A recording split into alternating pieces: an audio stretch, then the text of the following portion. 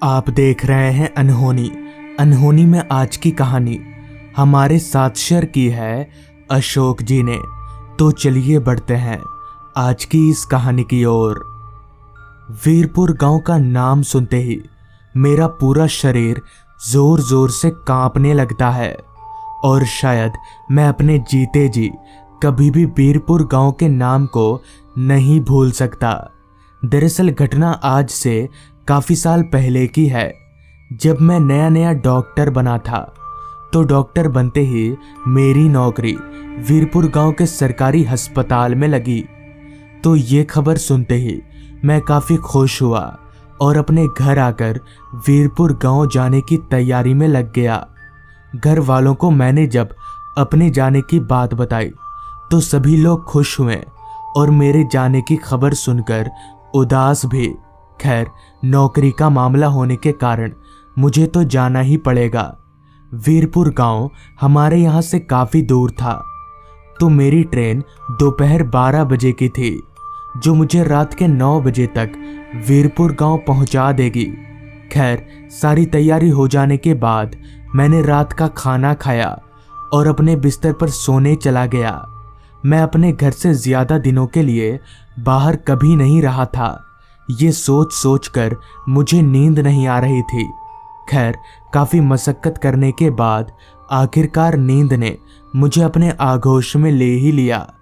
फिर मेरी आंख सुबह 8 बजे खुली।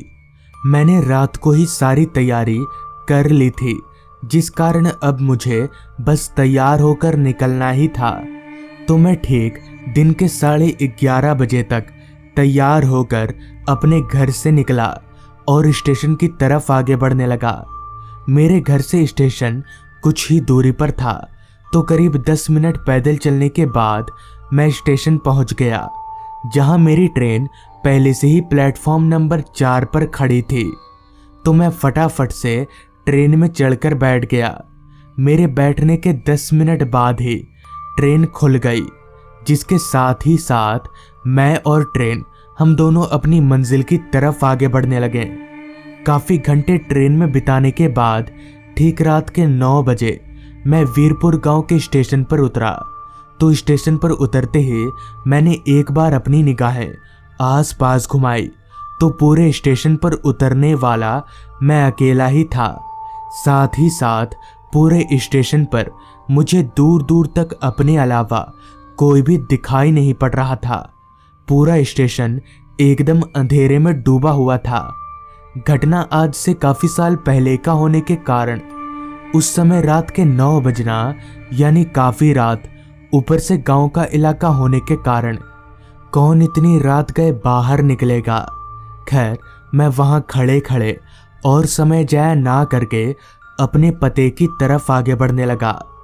रास्ता पूरी तरह से वीरान और अंधेरे में डूबा हुआ था। साथ ही साथ आ रही रात कीड़ों की आवाजें इस माहौल को और भी ज्यादा सुनसान बना रही थी।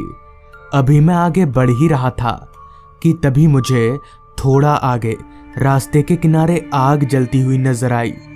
तो उस आग को जलता देख मैंने मन ही मन में कहा, लगता है इस वीरान से रास्ते पर मैं अकेला नहीं हूं। ये सोचकर मुझे थोड़ा अच्छा लगा, मगर जैसे ही मैं चलकर उस आग के करीब पहुंचा तो मेरे पैरों तले जमीन निकल गई और मेरा पूरा शरीर कांपने लगा, क्योंकि उस आग के पास एक तांत्रिक बैठकर हवन कर रहा था और उसके आसपास 2-3 लोग बैठे हुए थे, जिनका सर धड़ से अलग हवा में उड़ रहा था।